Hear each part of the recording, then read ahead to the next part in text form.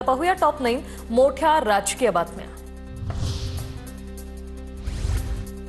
तुमच्या हातात मत द्यायचं, निधी द्यायचा माझ्या हातात। बारामतीत निधीवरून अजित पवारांचा इशारा। माळेगावसह बारामतीच्या विकासासाठी माझी संपूर्ण टीम कटिबद्ध, अजितदादांचं आश्वासन।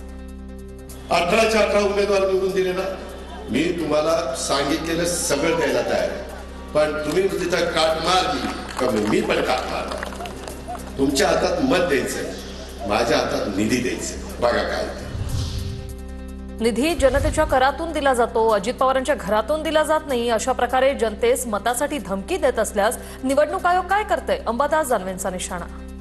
निधी हा जनतेच्या करातून दिला जातो, अजितदादाच्या घरातून नाही दिला जात, हा करातून येतो, घरातून नाही जात। अशा पद्धतीनं जनतेस धमकी देत असेल मतासाठी तर निवडणूक आयोग काय करतं हा माझा प्रश्न निवडणूक आयोगाला आहे।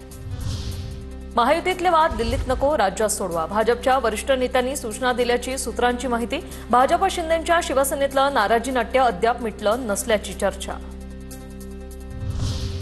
अहंकाराविरोधात आपण एकत्र आलोय, डहाणूतल्या प्रचार सभेत उपमुख्यमंत्री एकनाथ शिंदेंचं वक्तव्य। डहाणूत भाजप विरोधात शिंदेंच्या उमेदवाराला दोन्ही राष्ट्रवादींचा पाठिंबा, तर अहंकार टीका भाजपसाठी नाही ठाकरेंसाठी। डहाणूतील वक्तव्यावर उपमुख्यमंत्री कार्यालयाचं स्पष्टीकरण। डहाणूमध्ये आपण सगळेजण एकत्र आलेला आहात, तर रावणासारखा अहंकार होता, रावणाची लंका जळून खाक झाली अहंकारामुळे, आणि तुम्हाला 2 तारखेला तेच काम करायचं आहे। एकनाथ शिंदेंबाबत संभ्रम निर्माण, शिंदे कुठेही नाराज नाही, शिंदे आमच्यासाठी महत्त्वाचे नेते आहेत। शिंदेंच्या नाराजीच्या चर्चांवर चंद्रशेखर बावनकुळेंची प्रतिक्रिया।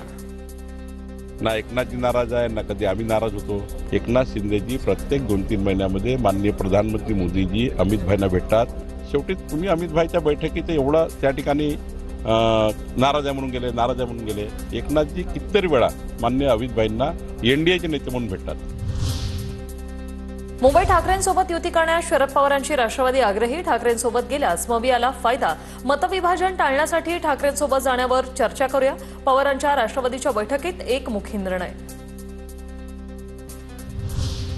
शिवसेना आणि मनसे आधीच एकत्र आले आहेत। संजय राऊतांचं ट्विट, युतीसाठी कोणाच्या आदेश किंवा परवानगीची गरज नसल्याचंही केलं वक्तव्य।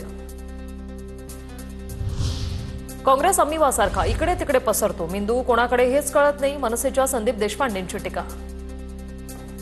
काँग्रेस पक्ष हा अमिबाव सारखा आहे, इथे पण पाय आहे, इथे पण पाय आहे, इथे पण पाय आहे, इथे पण पाय आहे, इथे पण पाय आहे। ब्रेन त्यांच्याकडे कोणाकडे आहे, म्हणजे मेंदू म्हणजे निर्णय क्षमता या पक्षात कोणाकडे आहे, पायांकडे आहे की मेंदूकडे आहे? मनसेसोबत विचारधारा जुळत नाही, पण भाजप विरोधात एकत्र यायची गरज। विजय वडेट्टीवारांचं मोठं विधान, भाजपचा पराभव करण्यासाठी एकत्र येण्यास आम्ही सकारात्मक। आघाडीत लढण्याबाबत पवारांची भूमिका योग्य, वडेट्टीवारांची भूमिका। आपण सगळे मिळून भाजपला हरवण्यासाठी, भाजपसारख्या या धर्मांध शक्तीला संपवण्यासाठी एकत्र येण्याची आवश्यकता आहे, आणि त्या संदर्भात आम्ही सकारात्मक आहोत असं माझं मत आहे। आता पाहूया टॉप 9 राजकीय बातम्या। हर्षवर्धन सपकाळ यांच्याकडून फडणवीसांवर टीका। हर्षवर्धन सपकाळ यांच्याकडून फडणवीसांवर टीका करण्यात आली, तर देवेंद्र फडणवीस पोशिंदा नवनाथ बन यांनी या टीकेवर प्रत्युत्तर दिले। मुसलमान की लड़ाई लड़ी, ये सबसे बड़ा डाकू, सबसे बड़ा आका और सबसे बड़ा दरिंदा यदि कोई होगा तो महाराष्ट्र का मुख्यमंत्री देवेंद्र फडणवीस है।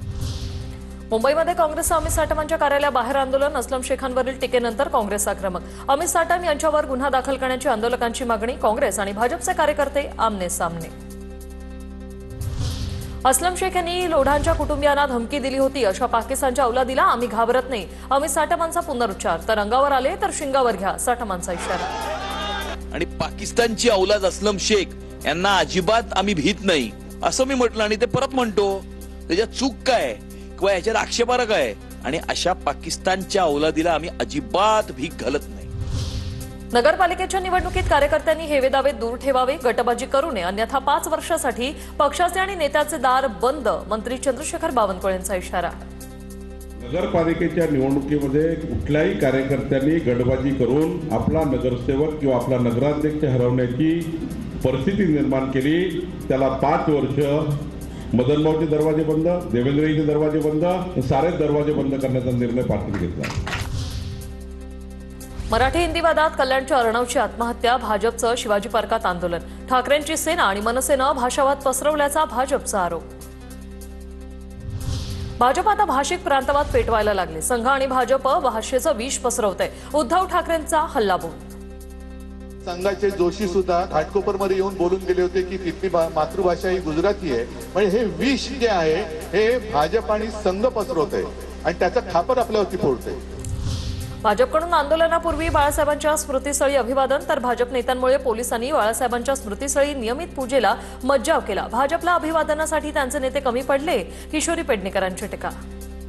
एवढीच तुम्हाला अगदी फार बाळासाहेबांची तर तुमचे नेते कमी पडतायत का? बाळासाहेबांच्या स्मृतीस्थळाचं राजकारण नाही करायचं. गणेश नाईक पालकमंत्री असलेल्या पालघरमध्ये आज उपमुख्यमंत्री एकनाथ शिंदेंच्या 4 सभा. पालघरमध्ये 3 नगर परिषद आणि एका नगरपंचायतीत शिवसेना स्वबळावर. कोणी आलं तरी आपला विजय कोणी रोखू शकत नाही. पालघरमधील प्रचार सभेत एकनाथ शिंदेंकडून विश्वास व्यक्त. मी एकदा ठरवलं की कोणीही आला तरी सुद्धा तो आपला विजय रोखू शकत नाही. फक्त सगळ्यांनी मिळून डोळ्यात तेल घालून आपल्याला काम करायचं.